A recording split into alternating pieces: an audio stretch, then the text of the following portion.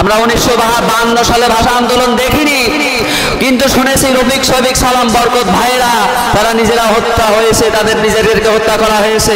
কিন্তু আজ 72 বছর পরে এই 2024 সালে আবারও সেই ভাষা আন্দোলনের মতো 1952 সালের মতো 2024 সালে আবারও সেই কোটা আন্দোলন দেখছি, যেখানে ভাষা আন্দোলনের চাইতে কিছুটা কম না।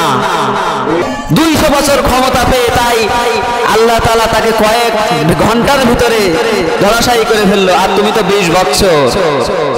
যে আমাদের যুবক ভাইরা যারা ন্যায় চেয়েছে, অন্যায় চায়নি, ন্যায় চেয়েছে, নিজেদের অধিকারটা চেয়েছে, এর বিচার তো দূরের কথা, বরঞ্চ এই আইনই দিচ্ছে প্রধানমন্ত্রী। আল্লাহু আকবার,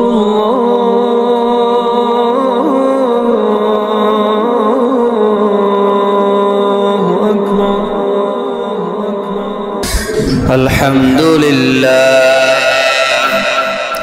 الحمد لله نحمده ونستعينه ونستغفره ونؤمن به ونتوكل عليه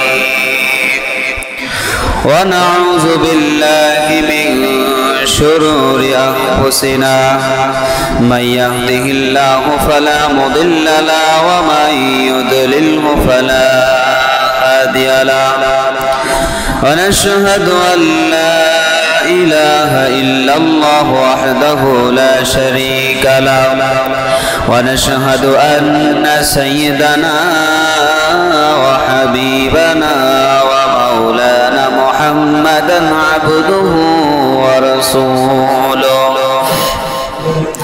الذي أرسله بالحق بشيرا ونذيرا وداعيا إلى الله بإذنه وسراجا منيرا فقد قال الله تعالى في كلامه المجيد وفرقانه الحميد أعوذ بالله من الشيطان الرجيم بسم الله الرحمن الرحيم إن الله وملائكته يصلون على النبي يا أيها الذين آمنوا صلوا عليه وسلموا تسليما اللهم صل على سيدنا مولانا محمد وعلى آل سيدنا مولانا محمد محبت رسول اللهم قرن صل على مولانا محمد وعلى آل سيدنا مولانا محمد যদি কথা দাও বন্ধু দিনের পথে দৃঢ় থাকবে যদি কথা দাও দিন কায়েমে অগ্রণী ভূমিকা রাখবে যদি কথা দাও বন্ধু দিনের পথে দৃঢ় থাকবে যদি কথা দাও দিন কায়েমে অগ্রণী ভূমিকা রাখবে তবে তোমাকে গান শোনাবো যে গানে হৃদয় তবে তোমাকে গান শোনাবো, যে গানে হৃদয়টা জাগবে। আমার গান যদি সবার প্রাণে ইমানে তৃপ্তি ছড়ায়, আমার সুরে যদি তোমার মনে শহীদি প্রেরণা জোগায়, তাহলে আমার এই কণ্ঠ আন্দোলনের কাজে লাগবে। তাহলে আমার এই কণ্ঠ দিন কায়েমের কাজে লাগবে। যদি কথা দাও বন্ধু, দিনের পথে দৃঢ় থাকবে। যদি কথা দাও দিন কায়েমে অগ্রণী ভূমিকা রাখবে, তবে তোমাকে গান শোনাবো, যে গানে হৃদয়টা জাগবে। তবে তোমাকে গান শোনাবো, যে গানে হৃদয়টা জাগবে। আলহামদুলিল্লাহ, আলহামদুলিল্লাহ ওয়াসসালাতু ওয়াসসালামু আলা রাসূলিল্লাহ। আলহামদুলিল্লাহ, আমরা শুকরিয়া আদায় করি সে মহান আল্লাহ পাকের দরবারে, যিনি আমাদেরকে তার প্রিয় ঘর মসজিদের ভিতরে আসার, বসার, কোরআন থেকে আলোচনা শোনার তৌফিক দান করলেন। সকলে দিল থেকে মন থেকে বলছি আলহামদুলিল্লাহ। লক্ষ কোটি দুরূদ ও সালাম পেশ করি মহামানবতার কান্ডারি, দো জাহানের বাদশাহ, যিনি আমাদের মতো নগণ্য উম্মতের জন্য সারা জীবন কষ্ট করেছেন, কেঁদেছেন। সকলে বলছে সাল্লাল্লাহু আলাইহি ওয়াসাল্লাম। সেই সাথে সাথে মাগফিরাত কামনা করছি সেই সব ভাইদের যারা দিন ইসলামকে টিকিয়ে রাখতে যে নিজের জীবনটাকে বিলিয়েছেন, এবং বর্তমান বাংলাদেশের প্রেক্ষাপটে দেখেন যে অন্যায়কে রোখার জন্য নিজেদের বুক পেতে দিচ্ছে, শহীদ হচ্ছে। আল্লাহ তাআলা তাদের সকলকে যেন জান্নাতের উচ্চ মাকাম দান করে, বলি আল্লাহুম্মা আমিন। তো আজকে আমরা জুম্মার দিন একত্রিত হয়েছি সালাত আদায় করার জন্য। কিসের জন্য? কিসের জন্য? সালাত আদায় করার জন্য। এখানে আসলাম আল্লাহর ইবাদত করার জন্য, এখানে আসলাম সালাত আদায় করার জন্য। কিন্তু আসলে এটা আমাদের দোষ না। এখানে আসলে ঘুম এসে যায় নাকি? ঘুম আসাটা স্বাভাবিক, কারণ মসজিদের ভিতরে ঢুকলে আল্লাহর এক রহমত নাজিল হয়, সে রহমতের মাধ্যমে, সে রহমত নাজিল হওয়ার কারণেই ঘুম আসে। কি? সে রহমত নাজিল হওয়ার কারণেই ঘুম আসে। তো এই ঘুমকে উপেক্ষা করে আমাদের কোরআনে আলোচনা শুনতে হবে, ঠিক আছে? কারণ বর্তমান বাংলাদেশের প্রেক্ষাপট অনুযায়ী প্রত্যেকটা জুমায় প্রত্যেকটা সিচুয়েশন অনুযায়ী আমি আলোচনা করি। সেই আলোচনাগুলো অবশ্যই সকলের শোনা দরকার, কারণ আলোচনাগুলো যে যদি শুনে আপনি মাথায় ঢুকাতে পারেন তাহলে বুঝতে পারবেন যে হ্যাঁ শিখার কিছু আছে। আর যদি না শুনলেন, বাড়ি যে ভাত খাইলেন ভাতের সাথে খেয়েও ফেলে দিলেন, তাহলে কিন্তু শুনে কোনো লাভ হবে না। আর ঘুম আসা বড় কথা। বড় কথা হলো মসজিদে এসে অনেকে দেখি গল্প করে, এই পাশে অনেকে গল্প করে। তা আসলে আমি বয়ানের ভিতরে তো ডাক দিতে পারি না, কিভাবে বলবো? যাই হোক, গল্প থেকে দূরে থাকতে হবে। মসজিদে গল্প করা যাবে না। রহমতের ঘুম আসতে পারে, ঘুমাতে পারবেন, সমস্যা নেই, কিন্তু গল্প করা যাবে না। গল্প করা যাবে না। তো আজকে আমরা বর্তমান সিচুয়েশন নিয়ে আলোচনা করব, যে সিচুয়েশনে আজকে আমাদের মুসলমান যারা যারা ন্যায়ের পক্ষে, অন্যায়ের বিপক্ষে, তাদের রক্ত অটোমেটিক গরম হয়েছে, থাকছে নাকি? গরম নেই?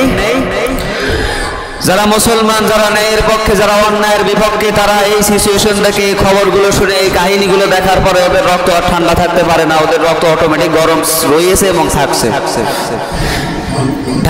ঢাকা, চট্টগ্রাম, সিলেট এদিকে তাকালে বোঝা যায় আমাদের প্রিয় ভাইরা সব মুসলমান ভাইরা ন্যায় চেয়েছে, ন্যায় অন্যায় চায়নি। তারা ন্যায় চেয়েছে, অন্যায় চায়নি। তারা শুধু চেয়েছে যে বর্তমান বাংলাদেশে যুবকরা শিক্ষিত হচ্ছে, বাবা গরিব মানুষ ভ্যান চালায় খায়, কষ্টের টাকা দিয়ে পড়ালেখা করে ভার্সিটি পর্যন্ত যাচ্ছে, কিন্তু তাদেরকে ঠিক মতো তাদের মর্যাদা দেওয়া হচ্ছে না, ঠিক কিনা? তারা বিসিএস ক্যাডার হচ্ছে, ডাক্তার হচ্ছে, ইঞ্জিনিয়ার হচ্ছে, তারা বড় বড় শিক্ষিত হচ্ছে, কিন্তু তাদের চাকরি হচ্ছে না।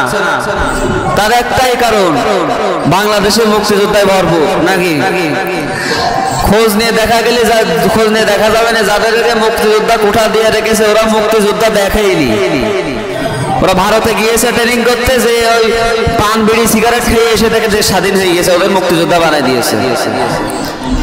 আর ওনার নাতি পুতিদের কোঠা দিয়ে ভরাই ফেলে দিচ্ছে। এইদিকে যোগ্য ছাত্রছাত্রীরা সব বসে আছে, চাকরি পাচ্ছে না। এটা অন্যায় না? বলেন। 100% অন্যায়। আর এই অন্যায়ের বিপক্ষে কথা বলেছে, ন্যায় চেয়েছে বলে আজকে আমাদের কলিজার টুকরা ভাইদের নির্মমভাবে নির্দোষে হত্যা করছে কোনো কথা ছাড়াই। এটা কি আমার আপনার নির্দেশ না সরকারের নির্দেশ? পুলিশ কোনোদিন নিজের ইচ্ছা করে কোনো জনতাকে মারতে পারে না যতক্ষণ না পর্যন্ত প্রশাসনের নির্দেশ পায়। তা আমাদের বাংলাদেশের সিচুয়েশন এমন হয়ে গিয়েছে যে আমাদের যুবক ভাইরা যারা ন্যায় চেয়েছে, অন্যায় চায়নি, ন্যায় চেয়েছে, নিজেদের অধিকারটা চেয়েছে, অন্যের অধিকার চাইনি, নিজেদের অধিকারটা চেয়েছে, নিজেদের কাছে সরকারের কাছে নিজেদের অধিকারটা চেয়েছে। এই অধিকার চাওয়ার কারণে আমাদের ভাইদেরকে আজকে হত্যা করা হচ্ছে নির্মমভাবে।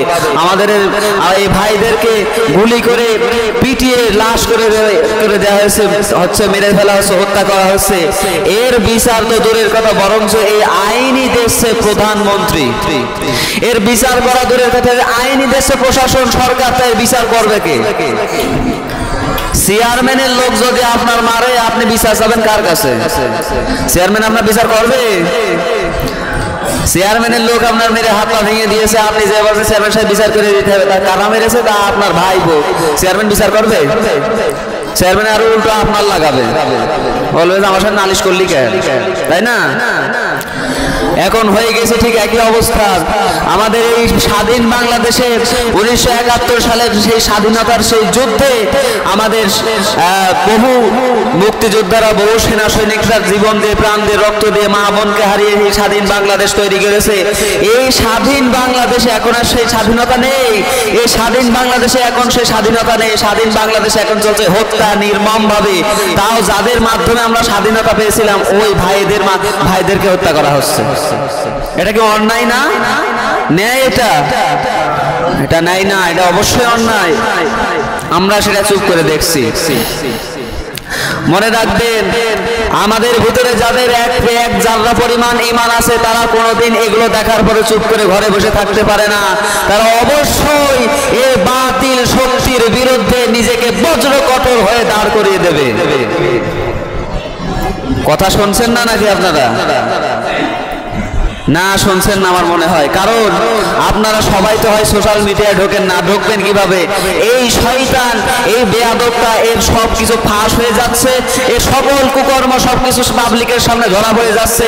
সব ছাত্রদের নির্মমভাবে হত্যা করছে, সকল ছাত্রছাত্রীদেরকে নির্মমভাবে নির্যাতন করছে, ছাত্রদেরকে হত্যা করে ওদেরকে রাস্তায় ফেলে দিচ্ছে। এগুলো সব ইন্টারনেটের মাধ্যমে প্রচার হয়ে যাচ্ছে, যার কারণে ওয়াইফাই, ইন্টারনেট সংযোগ সব বন্ধ করে দিয়েছে। কিভাবে জানবেন? আমি গতদিন আমাদের নেট কানেকশন সব বন্ধ হওয়ার কারণে ওয়াইফাই থেকে খবর দেখছিলাম, দেখতে দেখতে ওয়াইফাই বন্ধ। কি ব্যাপার? ওয়াইফাই সারা দেশে বন্ধ করে দিয়েছে। এমনকি শুধুমাত্র তাই নয়, টিভি চ্যানেলে, খবরের চ্যানেলগুলো সব বন্ধ করে দিয়েছে। শুধু ইন্ডিয়ান কার্টুনের চ্যানেল আছে, সোনি আটটা আছে। কথা বুঝতে পারছেন? মানুষ পরাজয় বরণ করে কখন? যখন মানুষ কারোর সাথে পারে না, যখন মানুষ অন্যায় করে তখন তো পরাজয় বরণ করে নাকি? ন্যায় করার পরে কি পরাজয় বরণ করে? যখন যখন কেউ অন্যায় কাজ করে তখন সে পরাজয় বরণ করে, যে যখন কেউ ন্যায় কাজ করে সে কখনো পরাজয় বরণ করে না। অতএব বোঝা যায় আমাদের দেশের শাসক বর্গ আজকে অন্যায় কাজে লিপিবদ্ধ, যার কারণে সে পরাজয় বরণ করেছে। এই জন্য ইন্টারনেট সংযোগ ব্যবস্থা সব বন্ধ করে দিয়েছে, আর আমরা তা দেখতে পারছি না। আমরা যদি দেখার পরে তার বিরুদ্ধে আন্দোলন গড়ে তুলি, আমরা দেখার পরে যদি তার বিরুদ্ধে হুঙ্কার ছাড়ি, এই জন্য সে ইন্টারনেট কানেকশন সব বন্ধ করে দিছে। কিন্তু না, তুমি ইন্টারনেট কানেকশন বন্ধ করতে পারো, কিন্তু মুসলমানের মনের ইমানের আগুন কোনোদিন জাল নিভাতে পারবে না। মুসলমানদের যারা খাঁটি মুসলমান ইমানদার, গুই মাসি মার্কা মুনাফিক মার্কা তারা না, যারা খাঁটি ইমানদার তাদের মনের ইমানের আগুন জ্বালান নিভানো অত সোজা না। কাজেই আমাদের সবাই একদিন আসবে, আসবে না? ফেরাউন, নমরুদ, সাদ্দাত এরাও কিন্তু এক সময় ক্ষমতায় ছিল, ছিল না? এই নমরুদ, সাদ্দাত এরা দুই বাদশা পুরো পৃথিবীকে শাসন করেছে এক সময়। পুরো পৃথিবীর বাদশা ছিল নমরুদ আর সাদ্দাত। ওরা যে বাদশা ছিল, আল্লাহ ওদের ক্ষমতা দিয়েছে, এরা নিজেদের ক্ষমতাকে ব্যবহার করে স্বার্থ উদ্ধার করেছে আমাদের বর্তমান প্রশাসনের মতো। কিন্তু আল্লাহ ওদেরকে ধরেনি, আল্লাহ ওদেরকে একদিনের সময় লাগেনি, মাত্র একদিনের খানিকাংশের ভিতরে তাদেরকে ধরাশায়ী করে তাদেরকে নিজের কাছে নিয়ে চলে গেছে। তাদেরকে জান্নাত দেবে মনে করছেন? তারা সারা জীবন সারা বিশ্বের ক্ষমতা পেয়ে সারা জীবন সারা দেশের জনতাকে, সারা বিশ্বের জনতাকে শোষণ করেছে, শাসন করে। এই শোষণের ফল আল্লাহ তাকে দেবেই দেবে, আল্লাহ কোরআনেই জানিয়ে দিয়েছে। ফেরাউন 200 বছর ক্ষমতা পেয়েছিল নাকি, না তারও বেশি, না কম? মতান্তর আছে। 200 বছর ক্ষমতা পেয়েছে, 200 বছর ক্ষমতা পেয়েছে। সে নিজেকে খোদা বলে দাবি করেছে, নিজের জনতাকে বলেছে আমি খোদা, আমাকে খোদা মানতে হবে, আল্লাহকে খোদা মানা যাবে না। তাই সেই ফেরাউনকে লোহিত সাগরে কয়েক মিনিটের ভিতরে নিমেষ করে দিয়েছে। আল্লাহ পারে না? তোমারও ধরাশায়ী হওয়ার সময় আসছে, অপেক্ষা করো। মনে রাখবে, আল্লাহ তোমাকে ছাড় দেয়, ছেড়ে দেবে না। আল্লাহ ছাড় দেয় কিন্তু ছেড়ে দেয় না। উনি মনে করছে ভালোই তো 20টা বছর চুরি করে, ভোট চুরি করে ক্ষমতায় আছে, আল্লাহ আকবার, ভালোই তো শোষণ করে করে খাচ্ছে। ক্ষমতা বাঁচানোর জন্য নিজের নিজের অবস্থান থেকে কতটা নিচে নেমেছে আপনারাই চিন্তা করে দেখেন।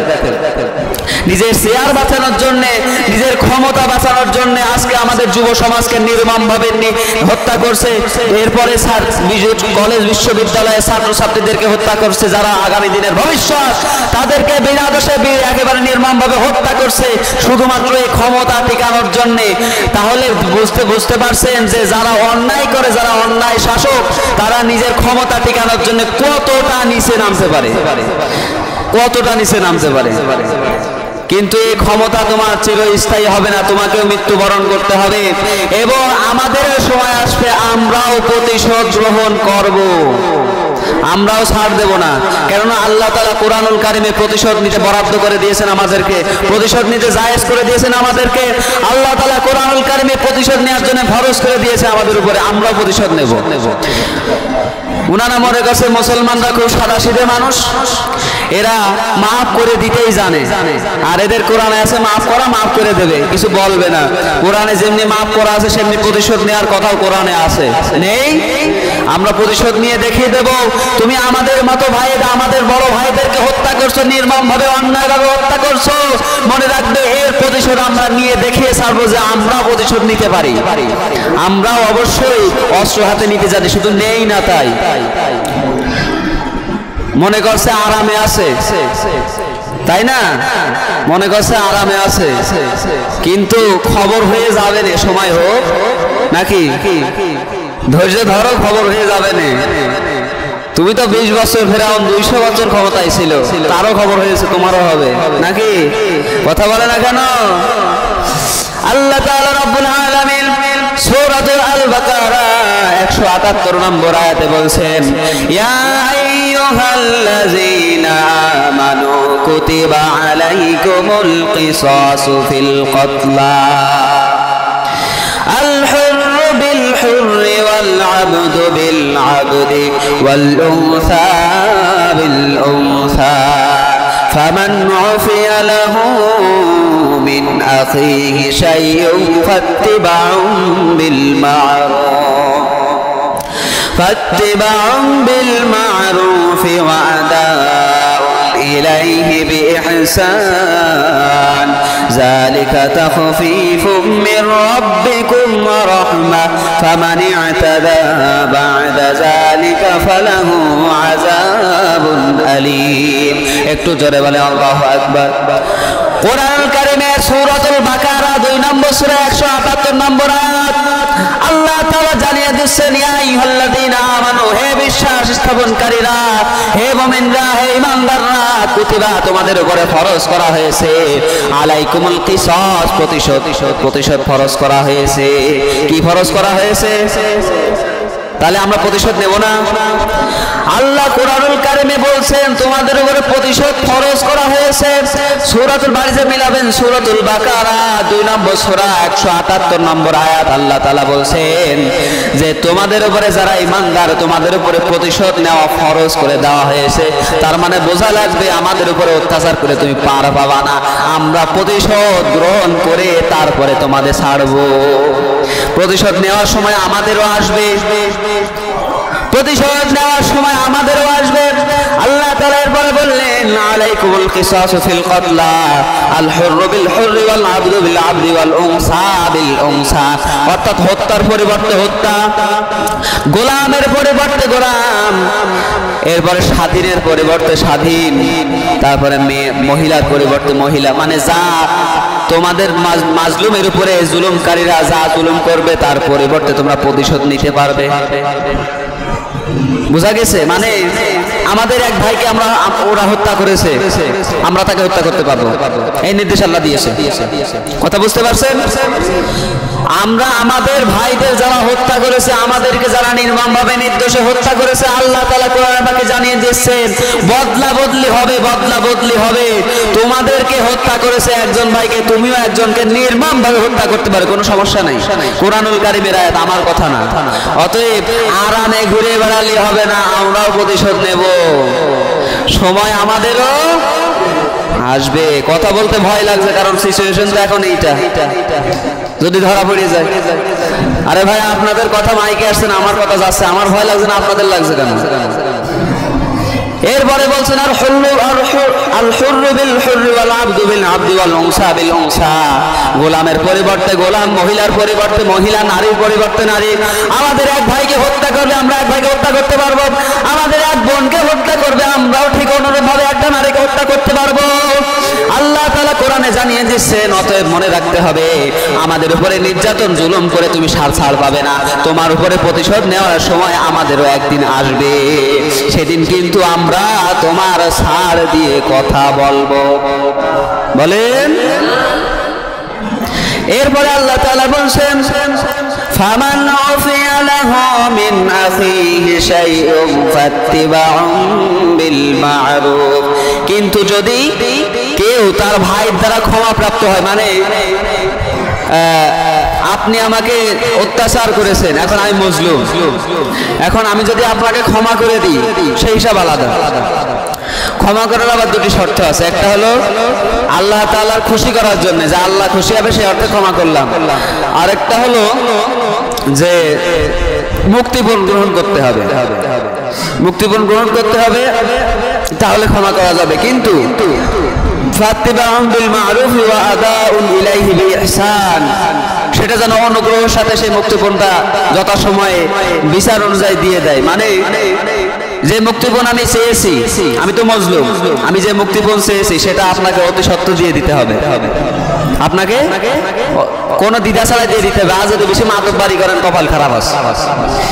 এরপর আল্লাহ তাআলা বলছেন, যালিকা তাখফীফুম মির রাব্বিকুম ওয়া রাহমা, মনে রেখো এটা তোমাদের রবের কাছ থেকে বিশেষ একটা অনুগ্রহ। কি অনুগ্রহ? এরপর আল্লাহ বলছেন, ফামান ইয়াতাদা বা'দা যালিকা ফালাহু আযাবুন আলীম, যারা বেশি বুঝাবুঝি করবে, বেশি বাড়াবাড়ি করবে, বেশি তেরামি করবে, ওদের জন্য রয়েছে কষ্টদায়ক শাস্তি। তার মানে আপনার কাছে আমি মুক্তিপণ গ্রহণ করব, মুক্তিপণ যদি আপনি না দিতে চান, ঘেন্টা গাড়ি করেন, এর জন্য আল্লাহ শাস্তি দেবে। তাহলে আমরা বুঝতে পারলাম যে আমাদের প্রতিশোধ নিতে হবে। ওনারা আরামে আছে, আরামে মনে করছে এরা মুসলমান, এরা সহজে কিছু বলবে না, মুসলমানরা দয়াশীল হয়, মুসলমানরা দয়াশীল যেমনি হয় নয়, মুসলমানরা অস্ত্র কিন্তু হাতে ধরতে জানে, প্রতিশোধ নিতে জানে। শুধু তাই না, আল্লাহ তাআলা বলছেন যারা প্রতিশোধ নেবে তাদের জন্য কোনো ব্যবস্থা আমি নেব। আল্লাহ কিন্তু আমাদের জন্য ছাড়ও দিয়ে দিয়েছে। আল্লাহ তাআলা বলছেন যারা জুলুম হওয়ার পরে, জালিমের কাছ থেকে জুলুম প্রাপ্ত হওয়ার পরে যারা প্রতিশোধ নেবে ওদের জন্য আমি কোনো ব্যবস্থা নেব না। তাহলে আমরা যারা মাজলুম তাদের জন্য আল্লাহ ছাড় দিয়ে দিয়েছে, আর যারা জালেম তাদের জন্য বিশাল দুঃখ আছে কপালে। আল্লাহ তাআলা সূরাতুশ শুরা 42 নম্বর সূরা, সূরাতুশ শুরা 41 নম্বর আয়াতে আল্লাহ তাআলা বলছেন ওয়ালা মান ইনতাসারা বা'দা যুলমিহি ফাউলাইকা মা আলাইহিম মিন সাবিল। আল্লাহ তাআলা বলছেন তবে যারা অত্যাচারিত হবে, যারা মাজলুম, যারা জুলুম প্রাপ্ত হবে তাদের বিরুদ্ধে কোনো প্রকার ব্যবস্থা গ্রহণ করা হবে না। সুবহানাল্লাহ। কোনে গেল? সুবহানাল্লাহ না বললে বোঝা গেল যে আপনার ঈমান নেই। আল্লাহ তাআলা এখানে জানিয়ে দিয়েছেন যারা মজলুম হবে, যাদেরকে অত্যাচার করা হবে, তারা মজলুম হওয়ার পরে যদি প্রতিশোধ গ্রহণ করে আমি আল্লাহ তাদের বিরুদ্ধে কোনো রকম ব্যবস্থা নেব না। তার মানে আমরা প্রতিশোধ নেব, সুখ শান্তিতে আবার ফিরেও আসতে পারবো। আমরা যারা মাজলুম হয়েছে আমরা আল্লাহর তরফ থেকে নির্দেশ আসার পরে প্রতিশোধ নিতে পারবো, প্রতিশোধ নেব, এবং প্রতিশোধ নেওয়ার পরে কোনো সাইড এফেক্ট আসবে না, অর্থাৎ আল্লাহ তাআলা আমাদের কোনো বিচারও করবে না। সুবহানাল্লাহ। একটা জিনিস খেয়াল রাখবেন, যারা মাজলুম তাদের দুয়ার মাঝখানে আর আল্লাহর মাঝখানে কোনো ফারাক থাকে?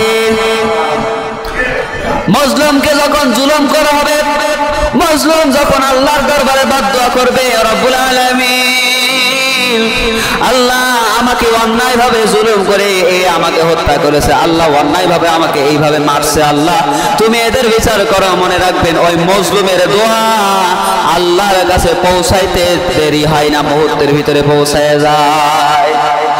এই যে আমাদের বাংলাদেশে আমাদের যুবক ভাইদেরকে হত্যা করছে, অন্যায় ভাবে হত্যা করছে, তারা ন্যায় বিচার চেয়েছে, তাদেরকে অন্যায় ভাবে হত্যা করছে, তাদেরকে যে অন্যায় ভাবে হত্যা করছে তারা যে মাজলুম, তারা এই মুহূর্তে আল্লাহর কাছে যে দোয়াগুলো করছে প্রত্যেকটা দোয়া আল্লাহর দরবারে নোট হয়ে যাচ্ছে। মনে রাখবেন এই জালিম যারা, এদের অবশ্যই আল্লাহ তাআলা যন্ত্রণাদায়ক বিচার করবে। এরপরে আমাদের কালীগঞ্জের এক ভাই মোহাম্মদ সোহান মাহমুদ ভাই, উনি মারা গিয়েছিলেন, ওনাকে হত্যা করা হয়েছে। ওনার মা কেঁদে কেঁদে বলেছিল আমার ছেলেকে হত্যা করলে কেন, আমার বুকের মানিককে কেন টেনে নিলে, আমার ছেলেকে কেন হত্যা করলে, আমার বুকের মানিককে কেন টেনে নিলে, চোখ কেন তুলে নিলে। মনে রাখবেন মায়ের দোয়া কোনোদিন বিফল হয় না। এমনিও মা, আরো মজলুমের মা, তো দোয়া কি বাদে নাকি? ওই মুহূর্তে আমাদের ওই মায়ের দোয়া সাথে সাথে কবুল হয়ে গিয়েছে। আর কবুল হওয়ার দৃষ্টান্ত আমরা পাইনি। এই দৃষ্টান্ত পাইনি কারা কারা হাত তোলেন তো। ওই ভাইয়ের মা যে আল্লাহর কাছে দোয়া করেছিল যে আল্লাহ এদের বিচার করবা, আমার ছেলেকে বুকের মানিককে বুক থেকে কেড়ে নিয়েছে অন্যায় ভাবে, সেই দোয়া যে কবুল হয়েছে এই দৃষ্টান্ত দেখেননি? কে কে হাত তোলেন? সবাই দেখেছেন? বোঝেনি আমার কথা? বুদ্ধিমান লোক হলে ইশারাতেই বোঝে, তরকারি মতো তরকারি হলে অল্প জালেই সেজে। আমি আর ভেঙে চুরে বলবো না, বুঝে নিয়ে নেবার দৃষ্টান্ত আমরা সবাই দেখেছি, কিন্তু মনে নেই নাকি? এরপরে আল্লাহ তাআলা বলেছেন সূরাতুশ শুরা, আল্লাহ তাআলা এরপরে জানিয়ে দিলেন সূরাতুশ শুরা 42 নম্বর আয়াত আল্লাহ তাআলা বলছেন ইন্নামাস সাবিলু আলাল্লাযীনা ইয়াযলিমুনান নাসা ওয়া ইয়াবগুনা ফিল আরদি বিগাইরিল হক উলাইকা লাহুম আযাবুন আলীম। আল্লাহ তাআলা বলেন ইন্নামাস সাবিলু, কিন্তু তাদের জন্য সাজা হবে না, তাদের জন্য ব্যবস্থা নেওয়া হবে, তাদের জন্য শাস্তির ব্যবস্থা করা হবে আলাল্লাযীনা ইয়াযলিমুনান নাস, যারা মানুষের উপরে জুলুম করে। কি করে? ইয়াযলিমুনান নাস, নাস মানে মানুষ, ইয়াযলিমুন মানে জুলুম করা। তাদের জন্য ব্যবস্থা করা হবে আলাল্লাযিনা যারা ইয়াজলিমুনান নাস, যারা জুলুম করে মানুষের উপরে। এরপরে আল্লাহ বলেছেন ওয়ায়াবগুনা ফিল আরদি বিগাইরিল হক, এবং অন্যায়ভাবে মানুষের উপরে জুলুম করে এবং অন্যায়ভাবে পৃথিবীতে বিদ্রোহ আচরণ করে। ফিল আরদ মানে কি? পৃথিবী। আগে বলেছি ইংলিশে আর্থ মানে পৃথিবী, আর আরবিতে আরদ মানে পৃথিবী। ফিল আরদি বিগাইরিল হক, হক মানে সত্য, ন্যায়, আর বিগাইরি মানে অন্যায়। অন্যায়ভাবে যারা পৃথিবীতে বিদ্রোহ আচরণ করবে, অন্যায়ভাবে যারা মজলুম জুলুম করবে, তাদের জন্য রয়েছে কষ্টদায়ক শাস্তি। উলাইকা লাহুম আযাবুন আলীম। অতএব আমরা যারা সুখে শান্তিতে ঘুরে বেড়াচ্ছি, মজলুমের উপরে জুলুম করার পরও আরামে যারা গায়ে বাতাস লাগায় ঘুরে বেড়াচ্ছে, আল্লাহ তাআলার কোরআনের এই আয়াতগুলো তার জন্য মারাত্মক দৃষ্টান্ত। কোরআনুল কারীমে বাড়ি যে মিলাবেন 42 নম্বর সূরা, সূরাতুল আশ-শুরা, 41 নম্বর আয়াত এবং 42 নম্বর আয়াত। 41 নম্বর আয়াতে বলছেন তাদের বিরুদ্ধে ব্যবস্থা নেওয়া হবে না, তাদের জন্য কোনো শাস্তি নাই। যারা মজলুম হয়েছে, যারা জালেমের দ্বারা অত্যাচারিত হয়েছে, তাদের জন্য কোনো শাস্তি নাই, তাদের কোনো শাস্তি দেওয়া হবে না, তাদের কোনো ব্যবস্থাপনা করা হবে না। কিন্তু এই পরের আয়াতে 42 নম্বর আয়াতে কিন্তু তাদের জন্য ব্যবস্থা নেওয়া হবে, তাদের জন্য শাস্তি নেওয়া হবে যারা মজলুমের উপরে জুলুম করেছে, যারা জালেম। এটা আমার কথা মনে হয়, আমার কথা আমার বাপ তৈরি করিল, ভগলার ভয়ে শুনে তো মনে হচ্ছে আমার বাপ তৈরি করিল। কোরআনের আয়াত আপনার দলিল দিয়ে দিছে, আপনি বাড়ি যে মিলাবেন শুধু তাফসিরে, কথা ঠিক আছে কিনা? তো এখন আমরা এমন এক দেশে আছি যেখানে আমাদের প্রাণের নিরাপত্তা নেই। আছে? আমার এতটা খারাপ লাগলো যে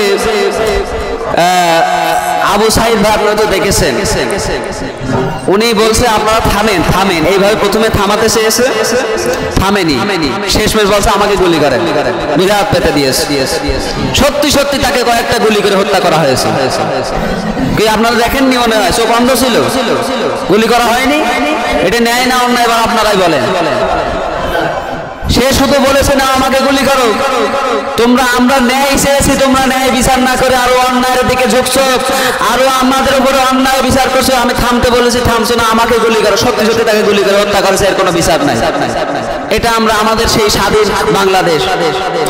আমরা 1952 সালে ভাষা আন্দোলন দেখিনি। 1952 সালে ভাষা আন্দোলন করেছিল আমাদের এই যুবক ভাইয়েরা রফিক, শফিক, সালাম, বরকত, জব্বার। আর এই 2024 সালে দীর্ঘ 72 বছর পরে আবার সেই ভাষা আন্দোলনের মতো একটা কোঠা আন্দোলন দেখতে পাচ্ছি, যেখানে আমাদের শত শত যুবক ভাইরা নির্মমভাবে হত্যা হচ্ছে, নির্মমভাবে মারা যাচ্ছে। কি আপনারা দেখছেন না? মনে হয় মুখে তালা পড়ে গিয়েছে। কথাগুলো আমার বানানো কথা বলছি না, আমার মনে আঘাত লেগেছে বলে বলছি। কারণ তারা মুসলমান ভাই, তারা হিন্দু কেউ না। হিন্দু হলেও খারাপ লাগতো, কারণ তারা মানুষ, তো তা গরু ছাগল তো আর না। তাহলে তাদের উপরে কেন এরকম অন্যায় করা হবে? কেন অন্যায় করা হবে? 1952 সালে ভাষা আন্দোলনে পাকিস্তানি পাক হানাদার বাহিনীরা হত্যা করেছিল, 2 দেশে হয়েছিল। সেটা একটা সিচুয়েশন, মানে একটা মানা যায় যে 2 দেশ সংঘর্ষ হতেই পারে। তারা ওদের ভাষা চাপিয়ে দিতে চেয়েছিল, কিন্তু আমাদের দেশে রক্ত গরম যুবকেরা বলছে না, আমরা বাংলা ভাষা চাই, যেহেতু স্বাধীনতা বাংলা ভাষায়, এটা মানা যায় যে 2 দেশ সংঘর্ষ। কিন্তু এখন যে সিচুয়েশনটা 2 দেশ না, এই ভাষা আন্দোলনের মতো কোটা আন্দোলন আবার আমাদের বাংলাদেশ পুনরাবৃত্তি হয়েছে নিজের দেশের ভিতরে, নিজের দেশের ভিতরে। এটা অন্য কোন দেশ না, পাকিস্তান বাংলাদেশ না, ভারত বাংলাদেশও না, বাংলাদেশে। তাহলে কিরকম একটা অবস্থা? নিজের দেশেও নিজের কোনো নিরাপত্তা নেই, যাবো কোথায়? এগুলো আমরা দেখে ফেলছি বলে ইন্টারনেট সংযোগ বন্ধ করে দিয়েছি। এই বুঝে স্বাধীন বাংলাদেশ? 1971 সালে আমরা এইটা পেয়েছি। খুবই খারাপ লাগার বিষয়। যাই হোক, মনে খুবই খারাপ লাগে, মনে রাগও হয়, কিন্তু আমাদের কিছু করার আছে নেই। মানে কি বলে নেই? এই যে আমি মুখে প্রতিবাদ করছি, আপনাদেরও মুখে প্রতিবাদ করার অধিকার রয়েছে, না হলে আপনি কাফের হয়ে যাবেন, আপনি ওই কাফেরদের দলে অন্তর্ভুক্ত হয়ে যাবেন। আপনার মুখ দিয়েছে আল্লাহ প্রতিবাদ করার জন্য, আপনার মন দিয়েছে মন থেকে ঘৃণা করার জন্য, হাত দিয়েছে প্রতিবাদ করার জন্য, প্রতিরোধ করার জন্য। ঘরে বসে বসে বিড়ি টানবা আমার জান্নাতে যাওয়ার সুযোগ খোঁজো, তাই না? তওয়াগুতের অনুসরণ করে কেউ কোনোদিন জান্নাতে যেতে পারে না। আমরা তাদেরকে সাপোর্ট করছি, আমরা মুখ দিয়ে হাত দিয়ে মন দিয়ে প্রতিরোধ করছি না। আবার মনে করছে যা ঘরেতে বসে আছে যা জান্নাত পাবা না। না, আমি মুখ দিয়ে প্রতিবাদ করছি, হাত দিয়ে করতে পারছি না, আপনাদেরও মুখ দিয়ে করতে হবে এবং মনে মনে অল টাইম ঘৃণা করেই যেতে হবে, যেন আল্লাহর কাছে বলতে পারি যে আল্লাহ ঘৃণা করেছিলাম নাকি। যাই হোক, আমার কথায় কি কষ্ট পেয়েছেন? কষ্ট আমার কথায় পাওয়ার কথা না, কষ্ট পাওয়ার কথা আমাদের ওই ভাইদের যাদেরকে হত্যা করেছে ওইটা দেখে, কারণ তারা আমাদের কলিজার টুকরা, তারা আমাদেরই রক্ত নাকি। যাই হোক, আমরা সকলে মন ভরে প্রাণ ভরে সব সময়ের জন্য তাদের জন্য দোয়া করব, যেন আল্লাহ তাআলা তাদের সকলের উপরে তার খাস রহমত বরকত নাজিল করে। আল্লাহ তাআলা তাদেরকে যেন বিজয় দান করে, আল্লাহ তাআলা তাদেরকে যেন কোরআনের উপর অটল রাখে এবং আল্লাহ তাআলা তাদেরকে যেন কোরআনের জন্য কবুল করে, বলি আল্লাহুম্মা আমিন। আল্লাহ তাআলা আমাদের সকলকে কোরআন অনুযায়ী সঠিক বুঝ দান করুক, বলি আল্লাহুম্মা আমিন। অন্ধবিশ্বাস করে কোনো লাভ নেই, কোরআনের বিশ্বাস সবাইকে থাকতে হবে, ঠিক আছে? কোরআনের বুঝ আল্লাহ তাআলা আমাদের সবাইকে দান করুক, বলি আল্লাহুম্মা আমিন। ওয়া আখিরু দাওয়ানা আলহামদুলিল্লাহি রাব্বিল আলামিন ওয়া মা তাওফীক ইল্লা বিল্লাহ। যারা সুন্নাত পড়েননি সুন্নাত পড়ে নিন।